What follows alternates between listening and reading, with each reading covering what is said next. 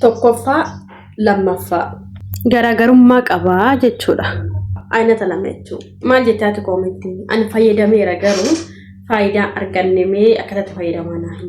Assalaamu alaykum warahmatullahi wabarakatuh. Akkam jirtan hordoftoota Ummii Hikmaadha.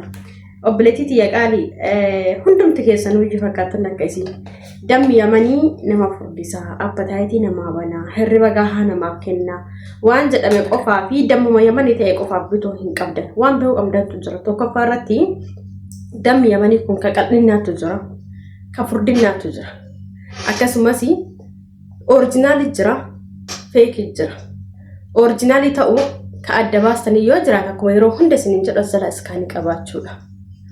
Akkasuma immoo damma yamanii qofa na ergittee nama gaafachuun duratti dammi yamanii kan furdinnaa barbaade yookaan ka qal'innaa barbaadetti adda baasuu qabda. Inni qal'innaa hoo akkam jira yoo naan jettanii sirriitti adda baasaa laala. Kan kun amma fakkeenyaaf ka qal'innaati. Ka qal'innaa kun akka inni jiru garaagarummaa qaba kanaan. Ka qal'innaa kuni damma qofaa fi waan daakuutti dabalame qofa qaba. Ka furdinnaa garuu firaafirii garaagaraa qaba. Keessuma isaa tuttuyyuu tokkoffaa lammaffaa jechuun kun kan qal'innaa ta'u kun kan furdinnaa jechuudha. Garaagarummaa isaa agartanii kanaaf adda baastanii beekuu qabdan jechuudha. Kun uummata kan qabu dammaa fi waan daakuutti makamuuti. Kun garuu firaafirii garaagaraa qaba. Yoo akkasitti adda baastanii beektanii dammi kun wallaahi wanti isin furdisuu dhabuuf illee hin jiru. Fedhii nyaataa appataayitii firri ballee hundi isin kennuu diduuf hin jiru.